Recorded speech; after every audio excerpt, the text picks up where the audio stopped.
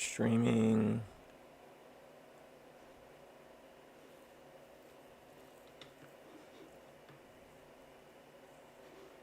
Okay, so I'm live. The darkest part. Deep dive. Boom.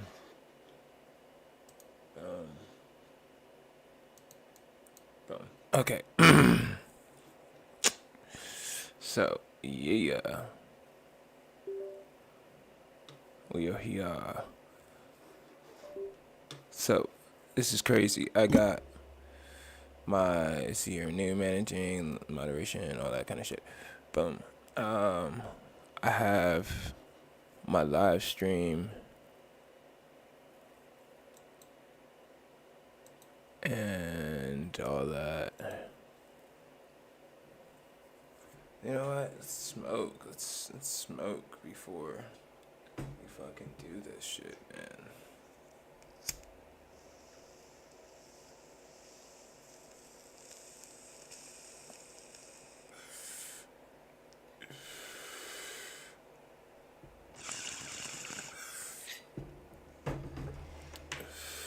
Let's fucking smoke, man. Let's smoke.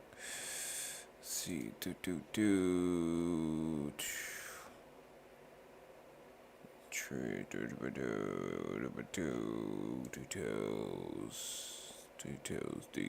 details.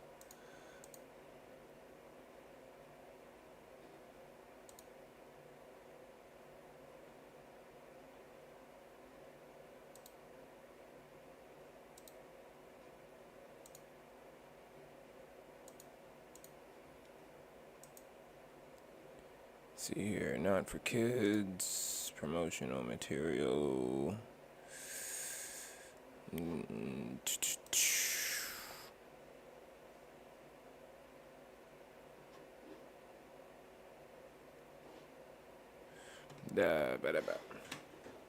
Alright, When you think of Hot Topic, what's the boom. Real quick, gotta get the thumbnail. Gotta get the thumbnail, boy.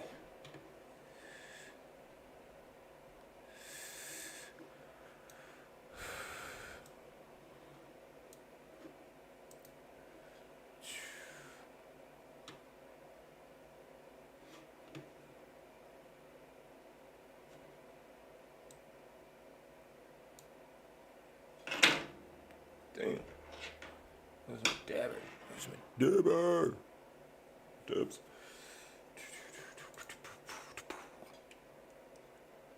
Alright.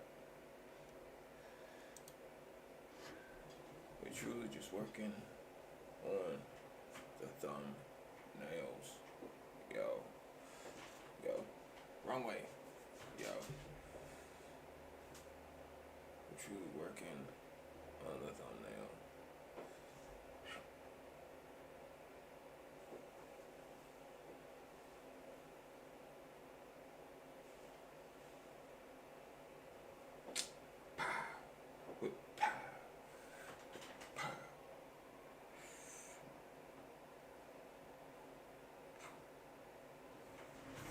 It's very weird to get this shit. Like, you gotta get yourself in the shot, and it's like.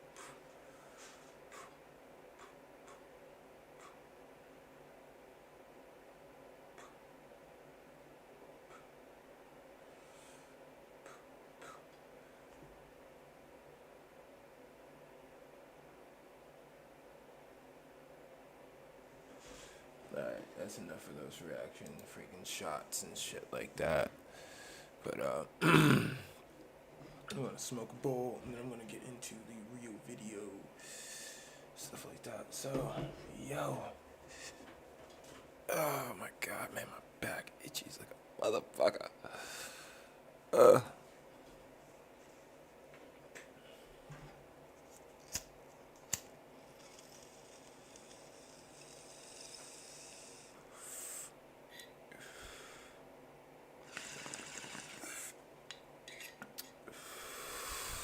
Alright, let's get into this shit, dude. First things first, though. Let's fucking take a dab. Let's take a dab. I wonder if I could take, like,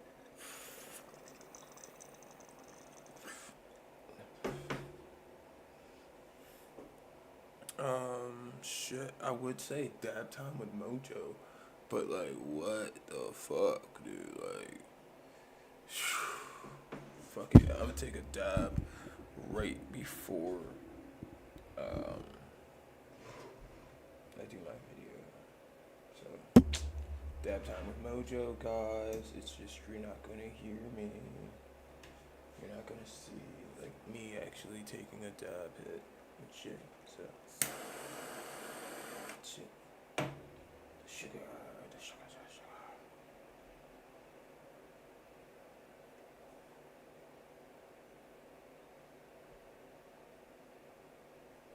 Good. Truly though, on my live stream, this is like a random new live stream. This is just something brand new. Like, I think it's just something with like YouTube. They're like, yo, fucking do a live stream and then do this shit. So, and then with like my OBS, I can come over here and then fucking change shit whichever and shit like that. So, where is my OBS? There you go, OBS. Eventually, I am gonna put in like chat and shit like that. So, dab time.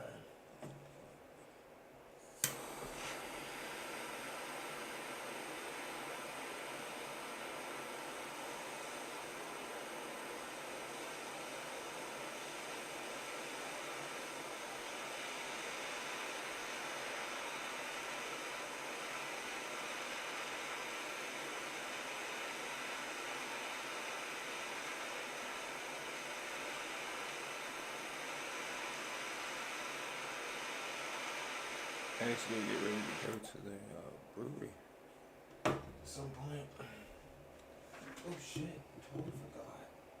Coffee over here too. Oh. That's some good shit. Coffee. I actually got some coffee that's getting shipped to me.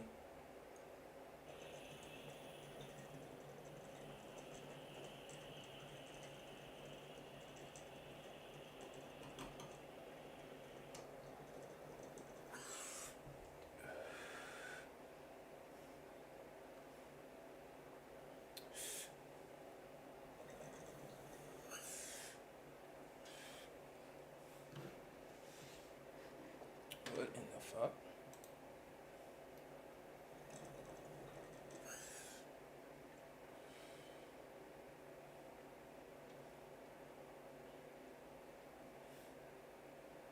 That was probably me going for like 7 minutes.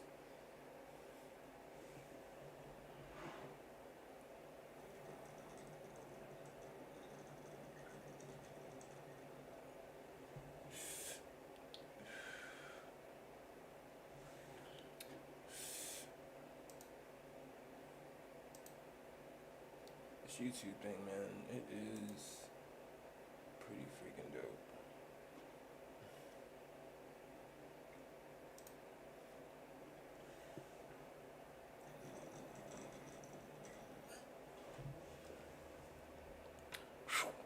Whoa. Alright, let's get into the video. Good. Oh, god damn.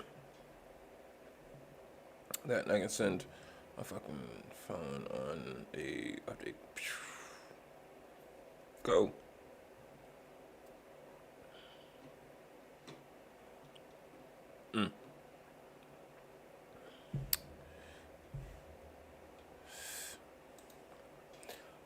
Alright, you guys, thank you guys for chilling with me. Oh, shit. Oops. Got 2 different channels, and I'm actually fucking high as shit.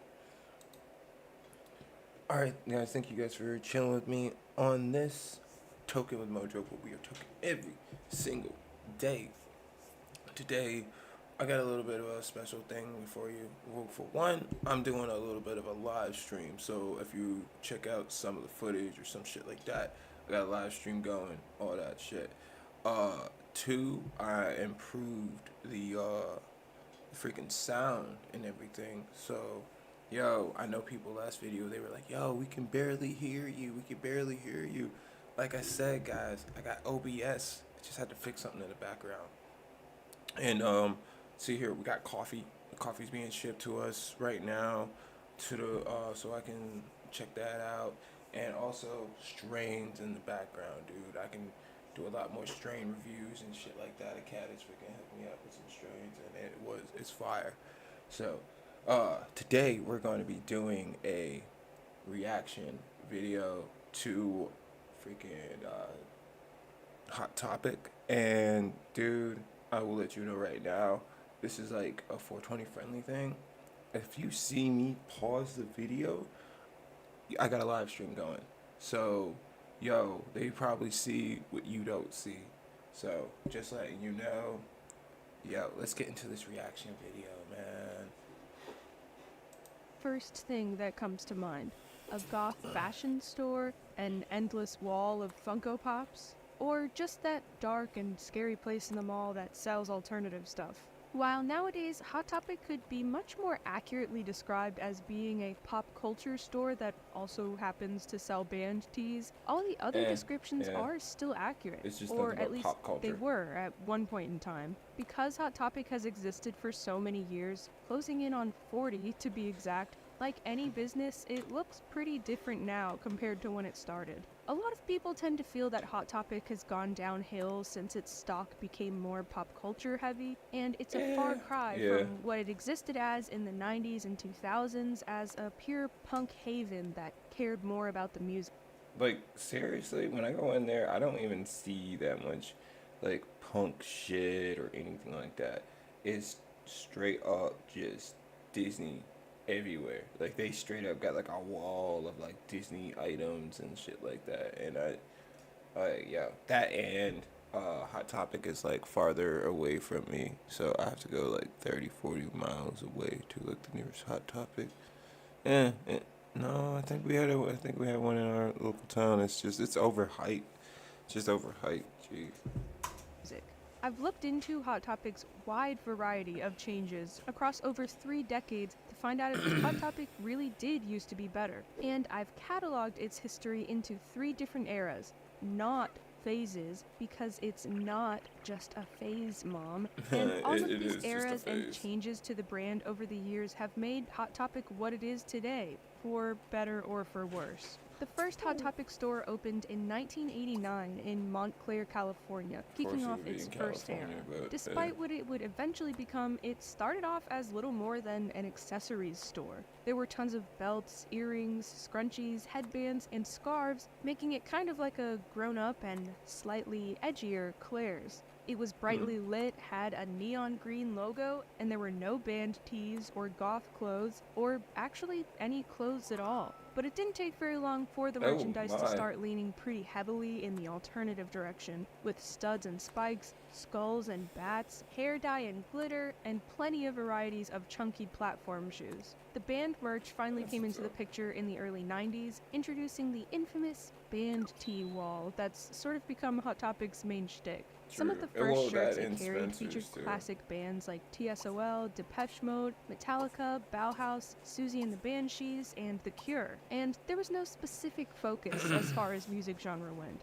Metal, punk, rock, and goth were all included through t-shirts and CDs. And similarly, while popular goth clothing brands like Lip Service and Morbid Threads eventually made their way in too, the fashion wasn't limited to just goth either. Body jewelry, trip and UFO pants, and alternative pop culture merch were stocked too, turning Hot Topic into a store that targeted alternative and counterculture as a whole, rather than only the darkest parts of certain subcultures. Speaking of pop culture, Hot Topic has actually stocked merch of some pretty mainstream media since almost the very beginning, with Homie the Clown from In Living Color appearing on some of its first pop culture t-shirts, and Nightmare Before Christmas running a huge line around 1993 when the movie first released. And dude, Nightmare Before Christmas is still a huge, huge thing till this day. I think I was actually gonna have a Jack Skellington tattoo on me, but I got like Jurassic Park, freaking Cubone,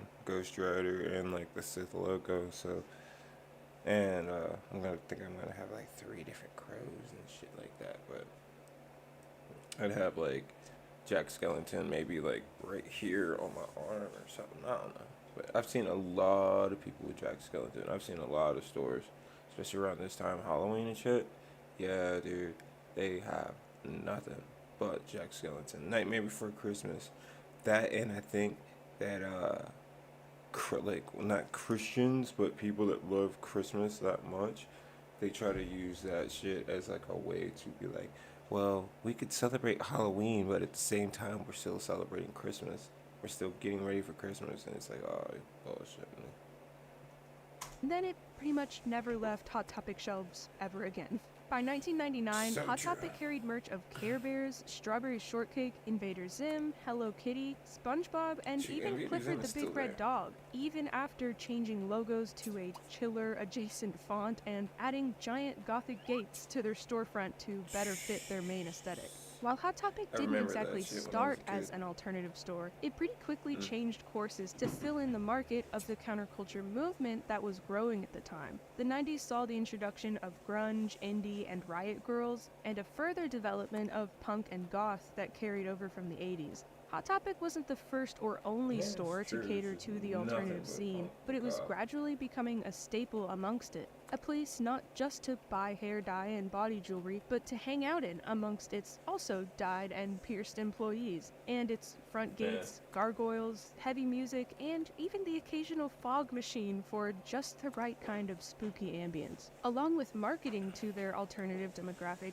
its sheer existence Man. as a more accessible alternative space and store directly influenced Sorry, I the kinda culture watched of this, some like, of a its little bit consumers. earlier Mall before goths, a with subculture my of homegirl. goth, was initially a Like, term used to describe the goth I groups think that my would spend a initial lot of time at the feelings mall, about this video is especially those who completely tended gone, to 'cause, like, shop at or hang around I Hot was like, Topic for the "What?" fashion. 'Cause, like, It you was know, I was just initially a watching more with her and just, derogatory like, term sharing the to moment with label her. younger crowds and other posers who were into goth more as a fashion statement rather than for the music and the culture, but it eventually evolved into a subgenre of goth all its own, and not without help from stores like Hot Topic.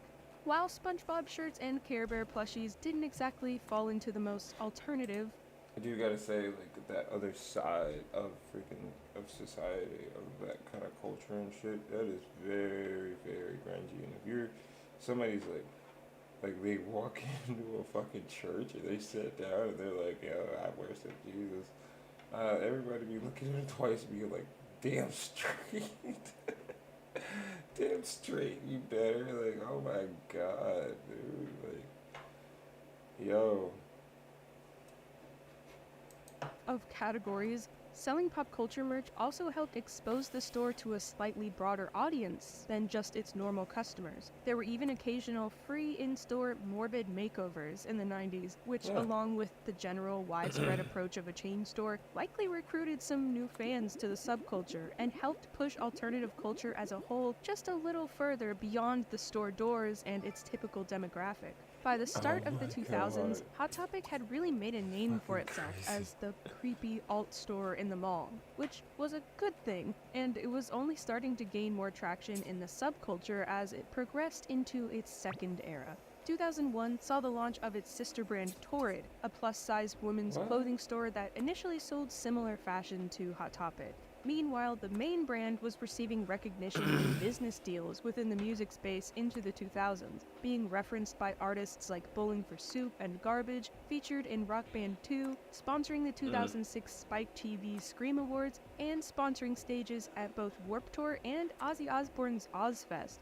two music festival tours that were really popular within the scene. Sure, That Hot Topic's freaking- main that priority last here shit got was to me make money as a really, business, really but just by having so many hands-on fried interactions right within now. different areas of the industry, it was cementing itself as not just an alternative store, but as a core element to the scene itself. Like anything that begins to see success, critics of Hot Topic weren't far behind. No store can truly be called alternative if it hasn't gotten its own disgruntled boomer political cartoon printed in the newspaper, which very neatly describes the most common criticisms against Hot Topic. Dark, different, and parents just don't like it. This alleged complaint that is from the too mother funny. of a Hot Topic shopper is more modern, and I'm pretty sure it's That satire. political At least cartoon- I hold hope up, hold it up, is. hold up. But it and criticisms against Hot Topic. Dark, different, and parents just don't like it. This alleged complaint from the dark, different, and parents just don't like it. This alleged complaint I from just the love how mother the of a Hot business Topic owner, he shopper has like is the more modern, biggest and smile on I'm his pretty sure face. it's satire. At least I hope it is. But it Oh, also man. covers all of the standard complaints Oh, that yeah, most freaking parents dog have just about the fucking store. just Satanic, fire. scary, there's some man screaming over the speakers, and why does the cashier have green hair? On the Ugh, opposite end, some fucking of the criticism came Karens. from within the scene itself, like the song Hot Topic is Not Punk Rock by MC Lars that criticized the commodification of counterculture and the consumerism it promoted, which goes against the values that make up punk rock and similar subcultures. There were also plenty of Hot Topic parodies, both drawn together, and South Park aired some pretty edgy references. Mad Magazine had a multi-page spread of parody products, and Mad TV even had this Tickle Me Emo bit, which really dates the episode, advertised to be sold only at Hot Topic. That is Speaking of fucking emo, if terrifying. the Elmo sketch wasn't enough of an indicator that there was a new trend taking over the alternative space, then the state of Hot Topic itself around this Smoke a time bowl, was. dude. Get Grunge, over it. metal, indie, and goth, along with the more niche subgenres of each, had all been pretty standard subcultures for as long as Hot Topic existed. But as the 2000s progressed, emo and scene were coming into their own, and Hot Topic, Okay, as what its the namesake fuck implies, is joined scene? right in to cater to the trend. Emo and scene, which are different by the way, though What? admittedly two sides of the same coin, What the- were also pretty different from the existing subcultures and were especially popular among teenagers, which coincidentally were also among the main demographic that visited the mall, where almost all Hot Topic stores were located. Okay, so around this time, I think I was a teenager and shit like that when emo and scene were a thing. Truly, I was an emo kid when I was young. As soon as I smoked a bowl, man, that shit went out the window. I started looking at people. It was like, yo, why the fuck are you so upset about your life? Oh, woe is me. Nobody understands me. Shit, nobody understands me now. You don't see me crying about it, motherfucker. Shit. But yeah, man. You know. So what? What's the difference? Like one person is depressed and sad about their life, and the other person is just like, yo, I'm sad and depressed, but I'm also happy, and I'm gonna skip and do all this shit. Or they just want to be seen. They're just doing colorful things just to be seen. It's all an act to get attention and shit like that.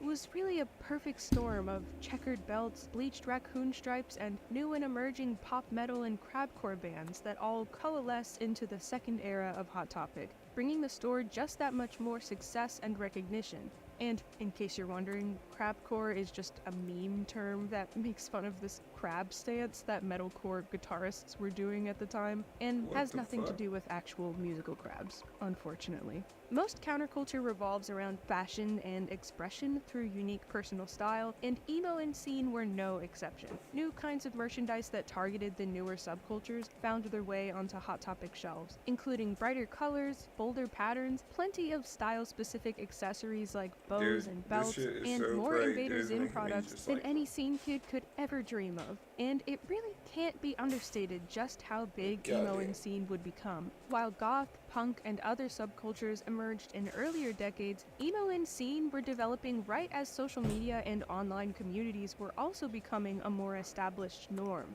Sites like MySpace and YouTube were the perfect breeding ground for fledgling Yeah, little didn't the emos emo that were scene just die? discovering counterculture and latching onto what was gaining traction at the time. Staple emo and pop punk bands like Fall Out Boy, Panic at the Disco, and My Chemical Romance, also known as the Father, Son, and the Holy Spirit of So- emo, among so plenty of true. others that would take way too long to name, were also rising in popularity, making these emerging subcultures some of the most appealing and accessible to get into, especially for teenagers. Even if a lot of its participants were just So going fucking through a true. phase, and while it still wasn't the most socially accepted, the emo and scene movement of the mid-2000s was creating a new and explosive market of eager alternative kids that needed a place to buy all the best accessories or band tees to fit in, preferably a place that What I would say the emo and scene came from was the kids that were getting rejected from like I mean, they even said in their music,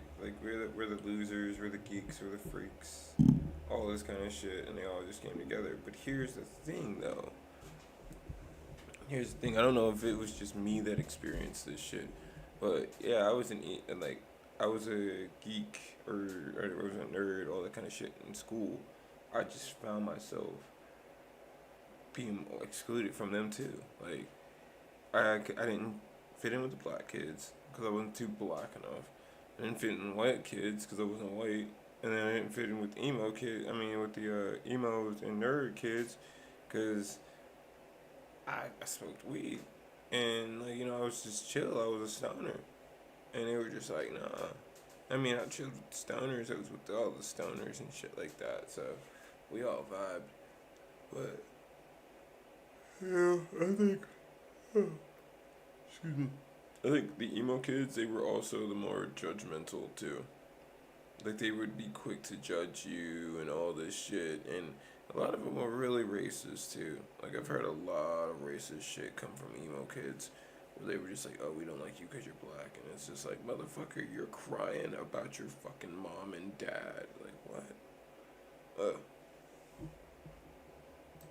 That was already at the mall and that already had a reputation for its alternative merchandise. Some of the most major changes in Hot Topic in the second era didn't just come from within the store though, or at least not just within what they sold in the store. Another major element to its rise in popularity came from Hot Topic not just being regarded as a staple for alt clothing and band merch, but also for more of its direct contributions to and involvement within the scene itself. Instead of just playing punk music over the store speakers and offering some gothic makeovers like in the 90s, there was now a chance that you could hear your favorite band's music playing in Hot Topic in person. In-store sets, or essentially mini concerts held right on the sales floor in the mall, became increasingly common in the 2000s, along with in-store band signings and meet and greets that often used album and merch sales as an entry ticket. By associating directly with the bands that might have lined the t-shirt wall or played over the store speakers, Hot Topic was creating an image that showed it wasn't just an alternative store, but it was becoming the alternative store.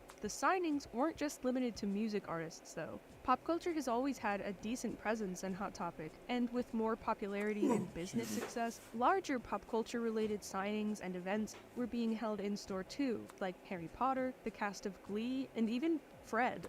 In 2007, Hot Topic made their most recent logo change, ditching the scary letters and opting for a less stylized and frankly basic uniform logo instead. I mean, where's the edge? Where's the Alright, I'm sorry. I can't keep you inauthentic.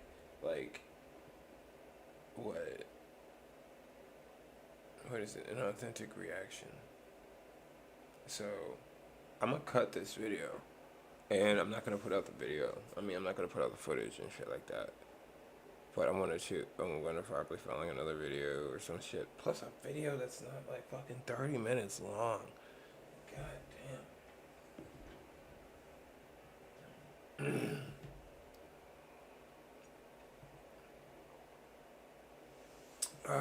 Fucking shit.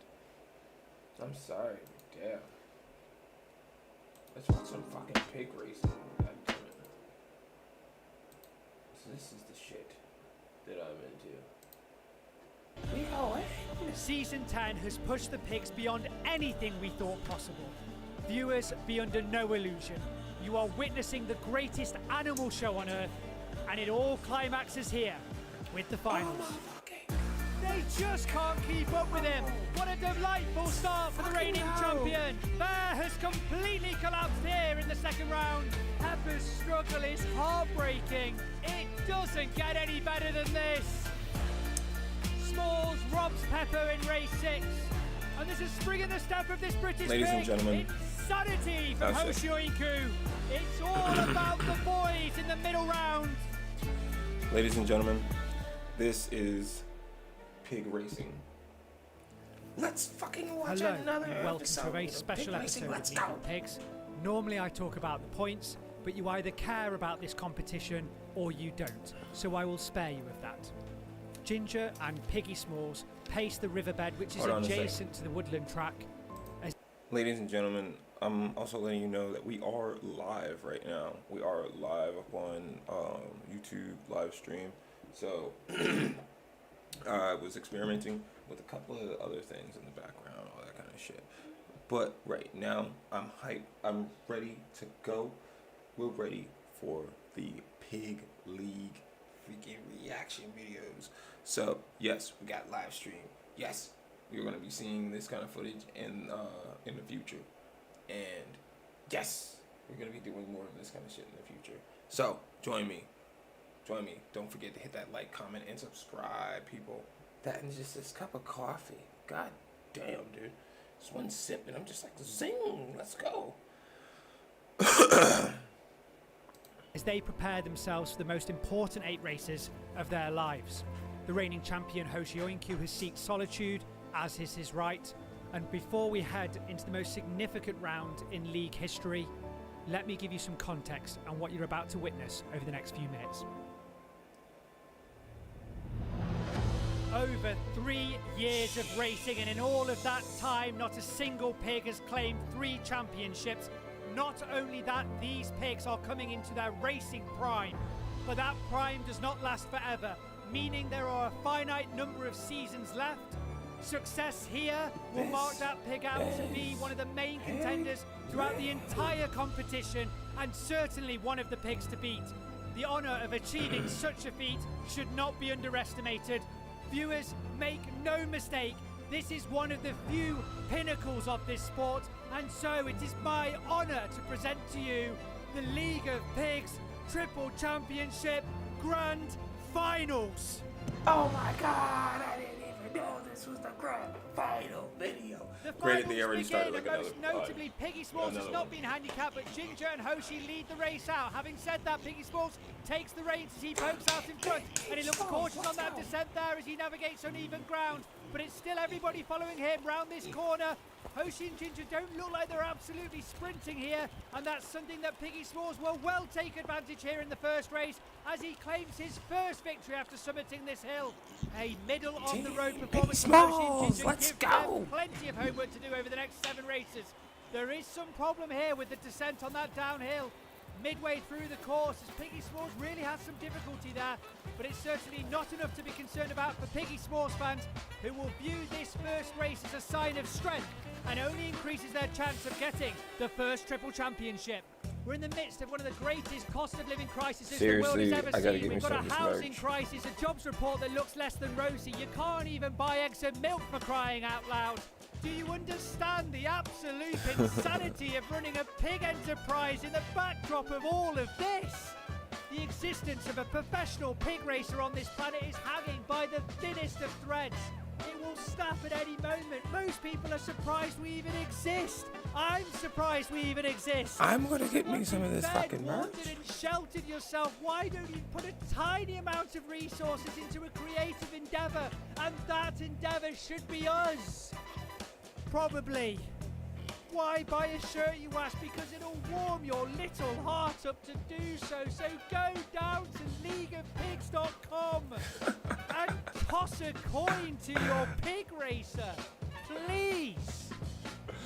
Oh man. Race 2. It's Let's the go. second race, and this time Piggy Smalls has been handicapped. Ginger and Hoshi lead the race out once again, but Piggy Smalls is pushing his way to second here. Ginger out in front, but does a huge stumble there and nearly tumbles into the fence, and it allows Piggy Smalls to take the inside lane and pass her around this tree. Now both of those pigs are going over the hedge, but it's Piggy Smalls who forges ahead, and once again the American is taking this finals into his own trotters here.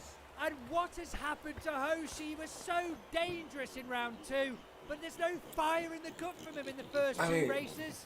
And there must be something wrong with the descent on this oval track. It's got to be so uneven as Piggy Smalls stumbles in the first race, and Ginger completely trips up as she descends.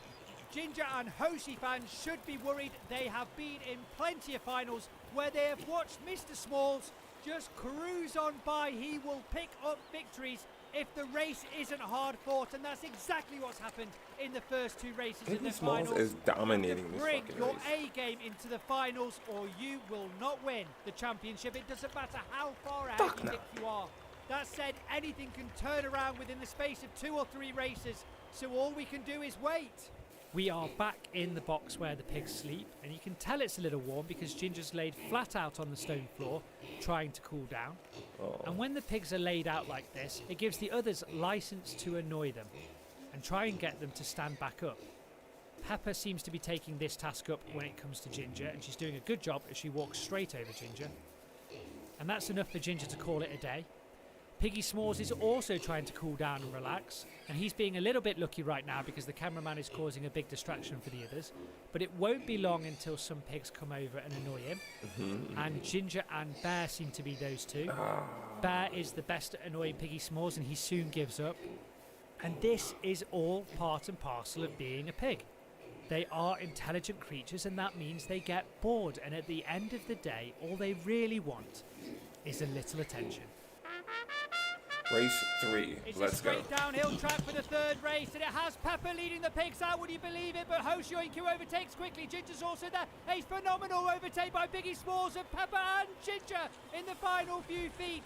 Hoshioinku gets a desperately needed victory, Fucking but right. the spotlight is firmly fixed on the American Piggy S'mores as the others I mean, look have at to submit to S'mores. his We got a dominance in the freaking first 3 135. races. 135, That bro. overtake of Pepper warrants a second look. It's that good. Look at him. He even hits the step with one of his legs, but it doesn't slow him down at all. In fact, he recovers quicker than the others who had a clean jump there.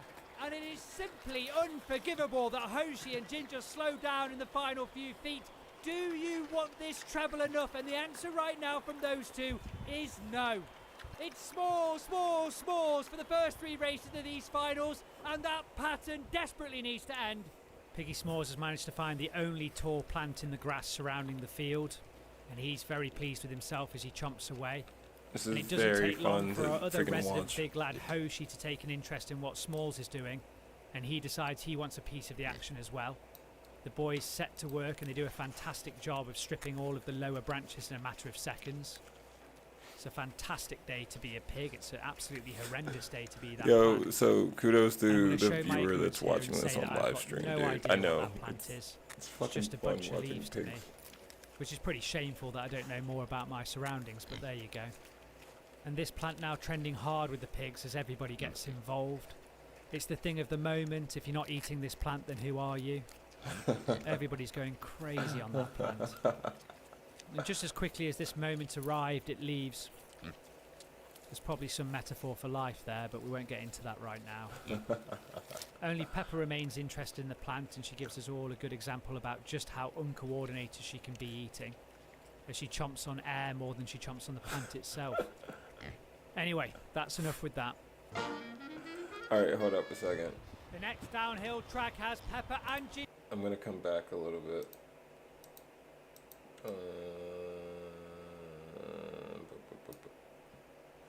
I'm gonna give myself a quick break. Ginger with good starts, Pepper up. Anyway, that's enough with that. Boom. Okay, I'm gonna give myself a quick break, quick smoke break. So, turn off the cam real quick. Live stream is still going, and this is still recording. But magic of cameras, I can do that.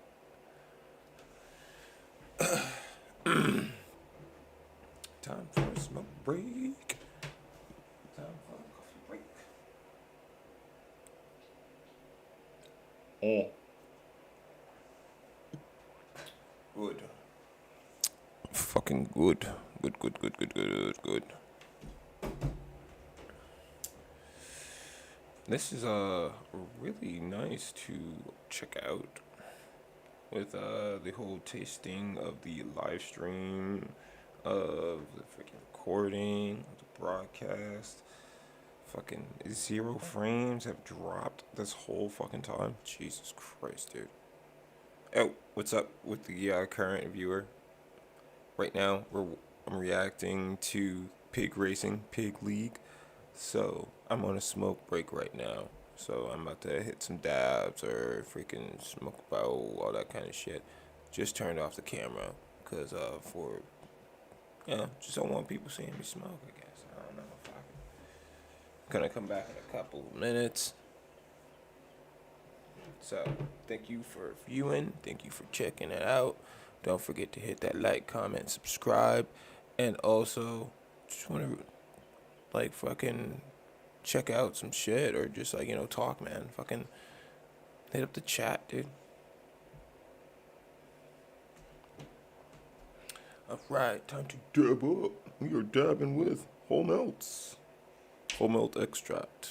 Fucking right. Pit pop pop.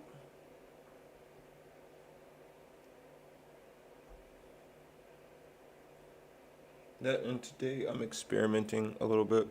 So this is like kind of like the first live stream I'm doing, all that kind of shit. Yeah. Figure I could do some live stream, I could do a little bit of recording, and get this edited to you guys, all this kind of shit.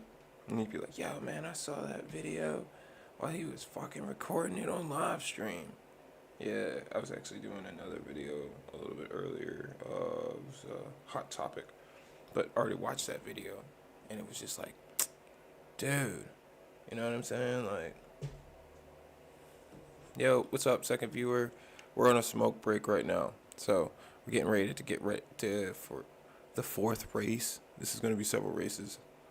Right now, getting ready to do a dab hit, so don't forget to hit that like, comment, subscribe, and also fucking hit the live chat, man. Just let me know, all that kind of shit. Blast off.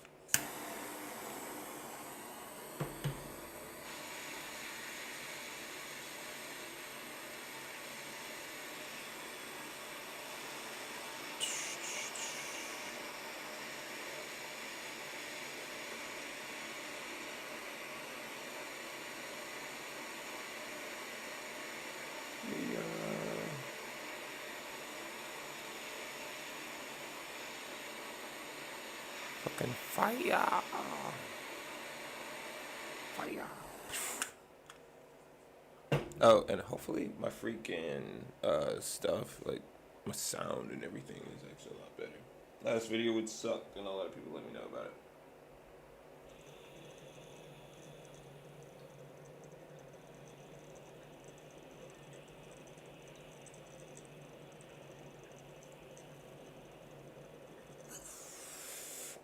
And if you don't know, you now know.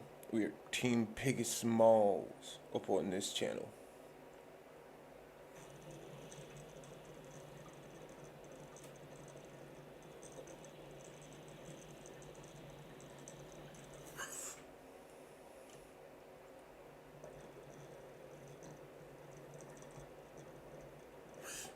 Man, I gotta get me some Turk pearls.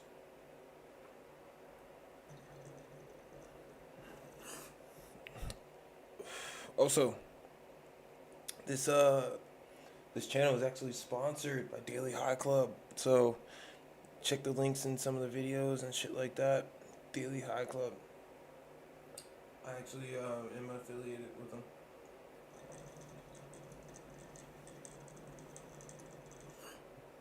I think I'm going to do that, like an announcement like that when I come back.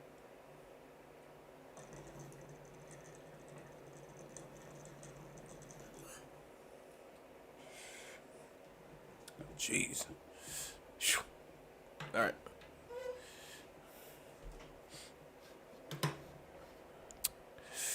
Camera. Where's the fucking camera? There we go.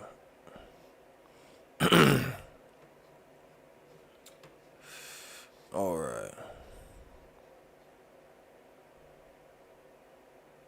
Oh shit. Nah, I can fucking edit that shit. Yo guys, so real quick PSA before we get to the next freaking race. This channel is sponsored by Daily High Club. Hopefully going to be sponsored by this coffee company as well, because they sent me their coffee and all that shit to try out. So we're going to be testing out their coffee. So Daily High Club, a coffee company, and what else is it?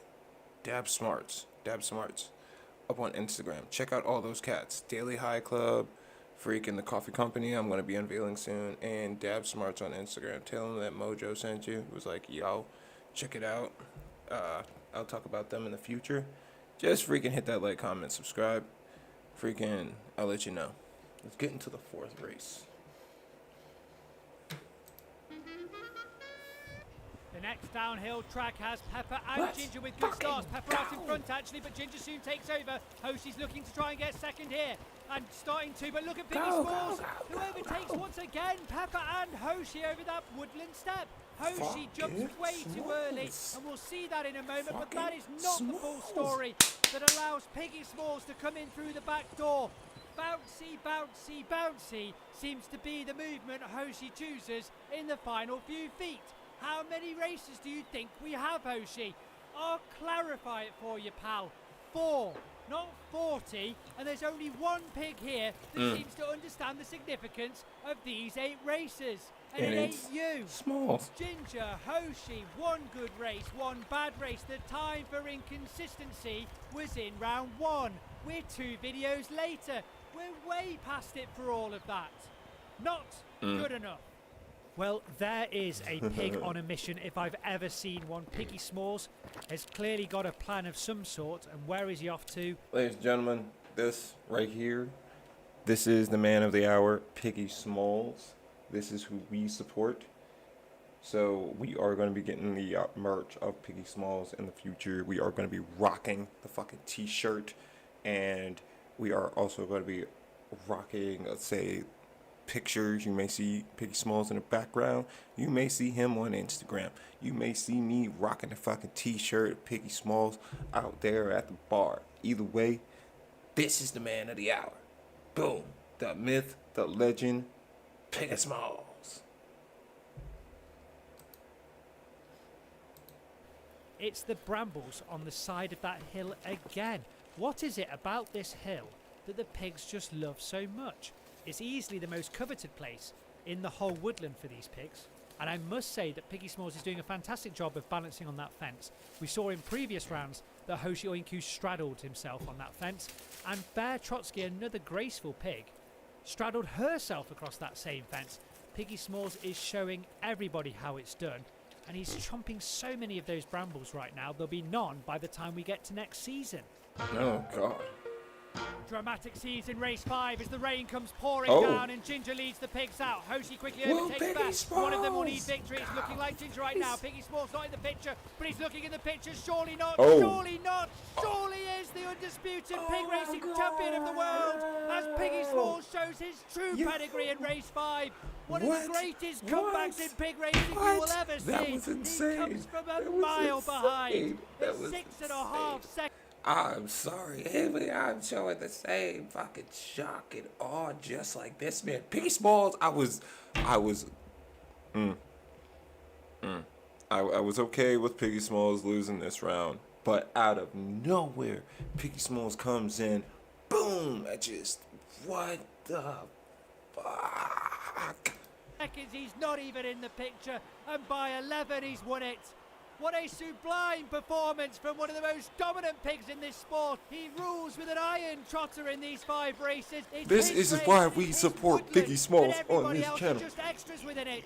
Viewers, out of turn nowhere. the video off now. I implore you, don't bother watching the next 3 races. It's all decided. It's finished, surely. Ginger is 13 points adrift of Piggy Smalls. Hoshi a full 17 points. The American needs to come in 4th and 5th multiple times over the next 3 races. We already just know. Look at that. We already know Piggy Smalls is not going to come in 4th and 5th on the next fucking 3 races. We already know. Like, money down, Piggy Smalls is not going to come in on 4th and 5th on the next fucking 3 races. I was willing to just be like, all right, Piggy Smalls have lost this round out of nowhere. He's not even in 3rd place. He's in last out of nowhere. Flies by everybody. Boom. Fucking gets him. Oh my God. And wins by a hair. Oh, fucking awesome. Piggy Smalls. Tour de force of a pig. Does it look like he knows anything else but victory? A high watermark in pig racing presents itself in race 5 of the season 10 finals. We have tried to work out what plant is the pig's favourite plant to eat, but when it comes to this question, We struggle to have an answer for it. In fact, the only conclusion we can draw is that the pigs like a large variety of vegetation. And it's also worth noting that they really don't care if the plants are designed to sting them or spike them in any way. Ooh. We saw this in the paddock many seasons ago when the pigs started eating nettles. And now we see an even greater example as the pigs tackle these brambles in the woodland. Brambles are extremely spiky and painful to grab, let alone eat, but the pigs are completely undeterred by this and seem to even enjoy them.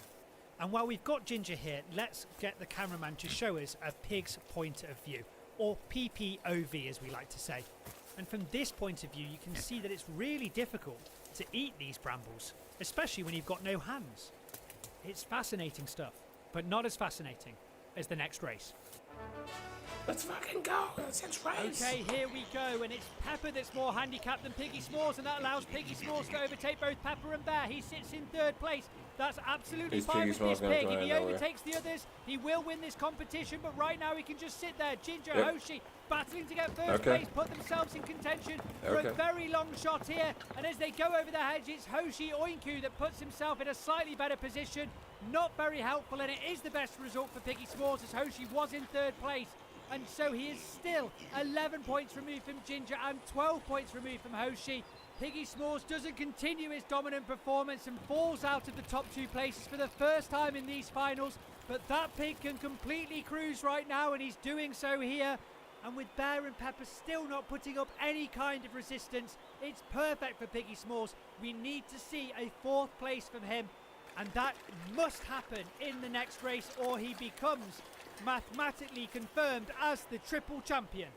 Well, regular viewers, you know exactly what I'm going to say now. Every single round I've asked these pigs to stop digging, especially around the course, and in the most important round in League of Pigs history, all 5 of them have doubled down and are vehemently digging around the course. But you know what? I'm not going to rise to it this week. I'm not going to let this spoil my experience of these finals. Do I think it's quite disrespectful? Yes, I think it's quite abhorrent actually. You wouldn't have players digging up the centre court at Wimbledon during the finals, and to me there's no difference between that and what we're seeing here. But clearly 5 other members of this league think otherwise. So I'm going to gather all of my frustration on this topic and push it deep down within myself. Otherwise, I fear I might have a mini breakdown. So while the pigs continue to disrespect the course, let us move swiftly on to the next race. 6 race, let's go. The penultimate race of season 10, and Ginger decides to stop in her tracks and then proceeds to overtake everybody and fend off Piggy S'mores in that bottom corner. What an odd start to all of it. Piggy S'mores in third, that's absolutely fine by him. He can just chill there. Hoshi now looking for second place, I think, in this competition. And he's going over the hill, and it looks like it's just going to be him. Where is Piggy S'mores here? Pepper! What is Pepper doing in third place? Piggy S'mores is back with Bear. What has happened in the penultimate race of this season? Piggy S'mores comes in fourth place. Yes, he's still out in front, but it's certainly a lot more likely it could be an upset in this final race. We must get a review right now. The start of the race is peculiar enough as Ginger performs a kind of a hold my beer moment. She just glances and stares at the camera for a moment and then proceeds to completely nail the first section of this course by overtaking everybody but Hoshi. But what is going on with Piggy S'mores? There he is, and is that an apple? Is that an apple Piggy S'mores is eating during this most vital of races? He then drops said apple and decides he's going to stop and collect that apple, leaving a huge opportunity for Pepper to pass, which she does. Piggy S'mores still the most likely victor right now. He just needs third though, that's the fact of the matter. And he won't be eating any more apples in that final race. What an insane race 7. Seriously? It is the most significant part of the show for me. It is honouring our patrons. And look, we've got mini flags for them. Well, they're not mini for mini pigs, but you know what? Forget the size of the flags. We've got them. Look at them. They're great. And I just want to point out Piggy S'mores leaning on the Russian flag is completely accidental. Anyway, before we start a diplomatic crisis, let us honour the people on this screen. These people are the engine of this show, and they are driving massive changes here. By the end of next season, that's season 11, you will truly see how impactful the people on this screen truly are. You And as lean a always, we little bit keep you too in our hard on hearts. that flag, bro. You truly are the core members of this show. And with that, let us march straight into the final race of Season 10. Alright, It's the final race. Piggy Smalls is at the back. He'll need to get third if he wants to win this championship. He's going to overtake Barrow. Now he's overtaken Pepper on that lower corner. What a phenomenal corner from him. Are we going to see another Applegate where he drops out of third place? It's looking highly unlikely. Ginger's going for the victory, but it'll be Academic at this point. And Piggy Smalls clings on to third, which is looking like he's going to do. And yes, it's over before it finished. Piggy Smalls really claims is. an historic third victory, and it makes him the undisputed pig racing champion of the world. It's an Okay. extraordinary achievement here in Season 10. What an historic moment we've just witnessed. Ginger was right He's on his the best at coattails. the Everybody woodland else was step. right He on is his the best at the corner, at the base of the hill, which is vital in these races, and it begs the question, how long will his reign of dominance continue in this sport as he wins 2 out of the last 3 championships? Smalls deserves his namesake as the notorious PIG and is certainly the pig to beat down here in the woodland. He carries a record 3 Henry Cups as he forges on towards Season 11, and it is in this commentator's opinion that he is the most worthy of them. And talking about Season 11, let me tell you this, it's going to get even better, and I know what you're thinking. You're thinking, I've seen Season 10 League of Pigs, I know what you're about. No, you don't know what we're about. You didn't know what we were about in Season 1. You didn't know what we were about when we came to this woodland. Why would you know it now? In Season 11, you're going to get a taste of the improvements to come. Just a taste, and it's still going to blow your tiny little socks off. So join us back here for round 1 of that. And as always, viewers, thank you so much for watching, and we'll see you on the other side. Alright guys, that was freaking League of Pigs. I'll catch you guys on the next Token with Mojo. Thank you guys for chilling with me on this Token with Mojo. Thank you guys for joining me on the freaking live stream. This shit was awesome. Yo, you guys are gonna freaking enjoy more content coming out in the future. You guys are gonna freaking enjoy more reaction videos and all that kind of stuff. Maybe even some strain reviews. Don't forget to check out the affiliates. Freaking Daily High Club. The freaking coffee company that I'm going to be announcing in the future. So don't forget to hit the like, comment, and subscribe. And Dab Smarts on Instagram. So, dude, take it easy.